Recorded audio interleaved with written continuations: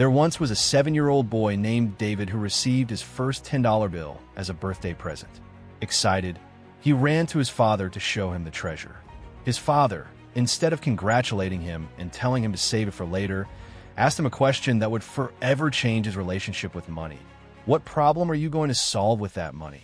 David was confused. It was a gift, he thought. It wasn't supposed to solve any problems.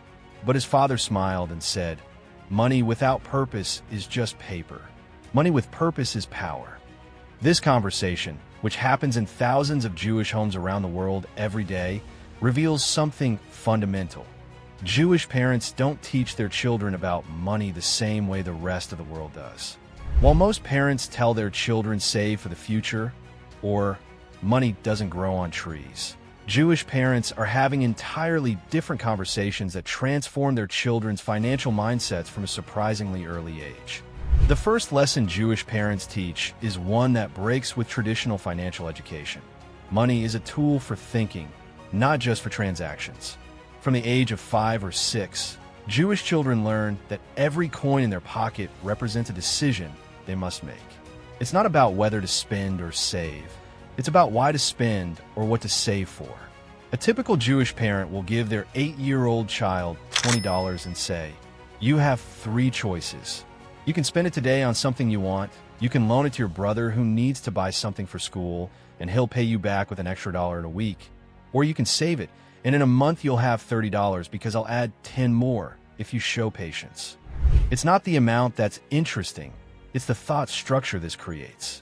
The child isn't learning about money. They're learning about opportunity cost, the value of time, and strategic decision-making. But here's something interesting. After the child makes his choice, no matter what it is, the parent sits down with him and asks, "Why did you choose that?" If the child says he wanted the candy now because he was hungry, the parent doesn't scold him. Instead, he says, "Great, you recognized an immediate need. Now tell me, what other ways were there to satisfy that need without spending the $20? This conversation teaches something crucial. Money is only one of many ways to solve problems, and the smartest ones find multiple paths before choosing the most costly. The second lesson Jewish parents teach is the concept of 3 mental accounts. While other parents create 1 account for their children, Jewish parents give them 3. The first is called tzedakah, which means charity or justice. The second is called saving. The third, and this is the one that makes all the difference, is called investment. Every time a child receives money, he or she must divide it among these 3 accounts according to a specific rule. 10% for tzedakah, 20% for savings, and 70% for investment. But here's the secret that few understand. The tzedakah account isn't just for teaching generosity. It's for teaching influence. When a 9-year-old Jewish boy donates some of his money to a cause, his father asks, "What changed in the world because you did that?" This question plants a fundamental seed. Your money has the power to change realities, and whoever controls that power controls their future. The savings account is interesting because it's not used like traditional emergency accounts. It's not for a rainy day or for when you grow up.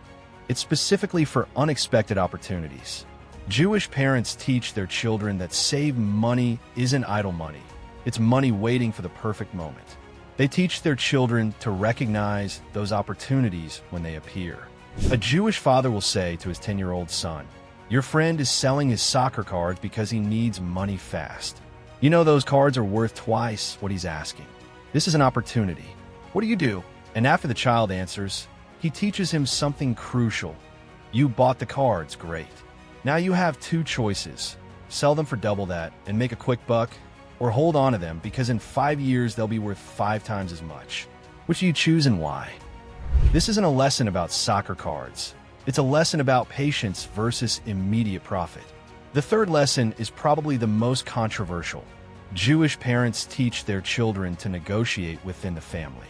While in other cultures this would be seen as disrespectful or greedy, in Jewish families, it is an essential skill practiced from childhood.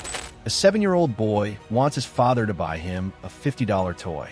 Instead of simply saying yes or no, the father responds, "Give me 3 reasons why this toy is a good investment for you." The boy has to argue, he has to persuade, he has to sell the idea. If his arguments are weak, the father doesn't simply say no. He says, "Your argument wasn't strong enough. Try again tomorrow with better reasons." This exercise does something brilliant. It teaches children that everything in life is negotiable, but only if you have good arguments. It teaches them that decisions aren't made emotionally, but strategically. And most importantly, it teaches them that no isn't permanent. It's simply an invitation to improve your proposal. But negotiation isn't just about asking for things. Jewish parents also teach their children to negotiate their responsibilities. If a child must clean their room, they can negotiate with their sibling to do it in exchange for doing another chore. This teaches something fundamental to the business world: effective delegation and value exchange.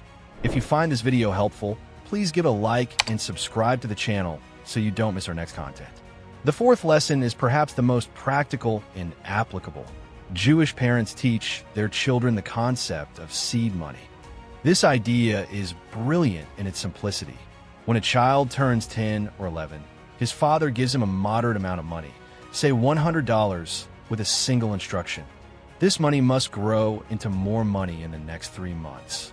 I don't care how you do it, but you may not spend it on yourself. What happens next is fascinating. The children begin to think like entrepreneurs out of necessity. Some buy candy wholesale and sell it at school on a profit. Others offer services like car washing or lawn mowing. The most creative ones identify needs in their community and create simple solutions. But the important thing isn't how much money they make, it's the mindset they develop.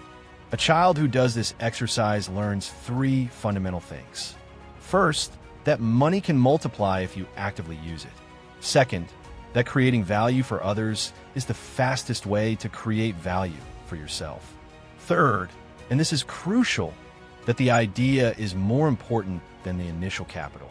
A child who turns $100 into $150 by selling lemonade hasn't earned $50. They've gained confidence in their ability to create wealth. And here's something other parents don't do.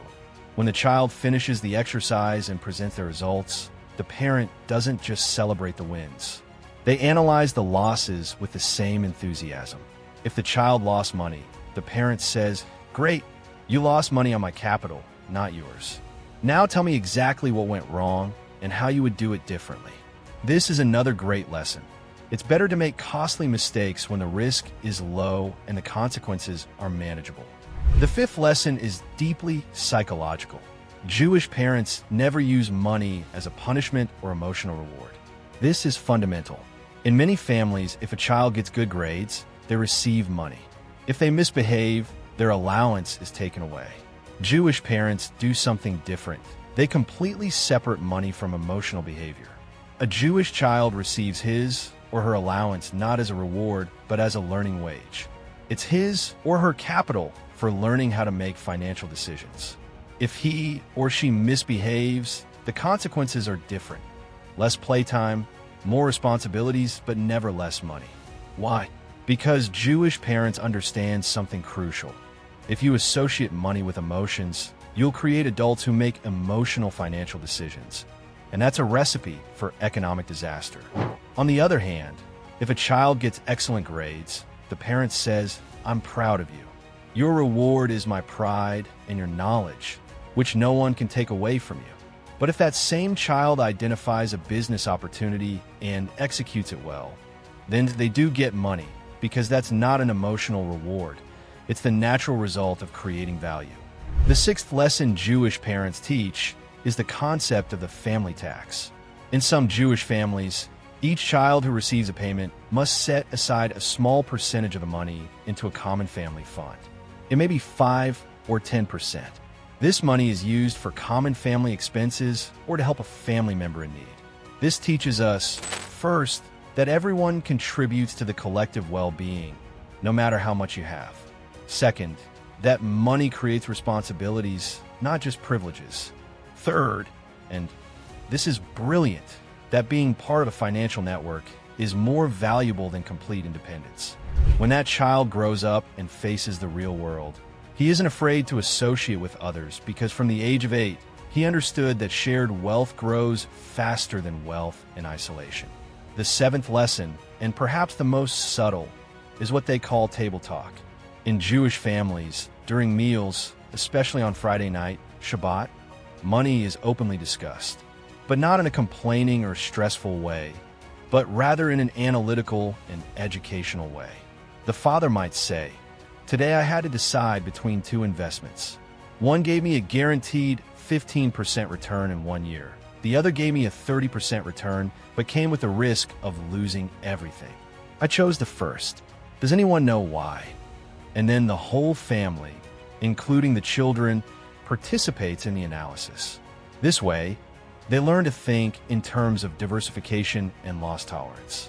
But the most important thing about these conversations is that they demystify money. Children grow up seeing money not as something magical or taboo, but as something logical and manageable. When these children become adults, they don't have the paralyzing fear of money that many others do. They don't avoid reviewing their finances or postpone investment decisions, because they've been making financial decisions around the family dinner table since they were 6. The eighth and final lesson that distinguishes Jewish parents is the teaching of a living legacy.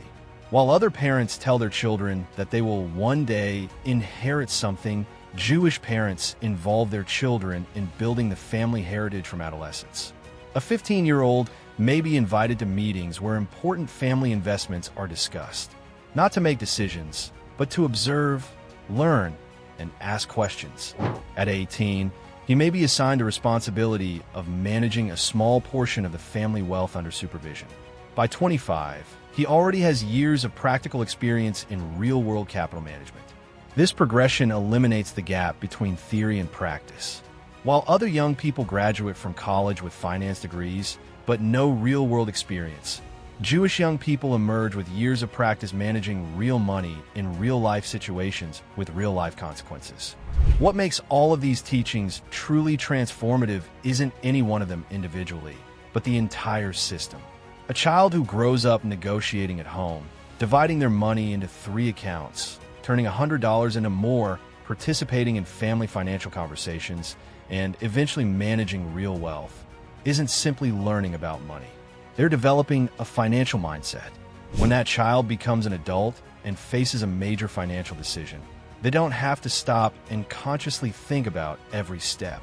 Their brain is already wired to think in terms of opportunity cost, time value, calculated risk, and value creation. It's like a musician who practices scales for years until they can play without thinking about each note. And here's the most important thing. None of these teachings require being Jewish, having money, or special connections. Any parent can implement these lessons with their children starting tomorrow.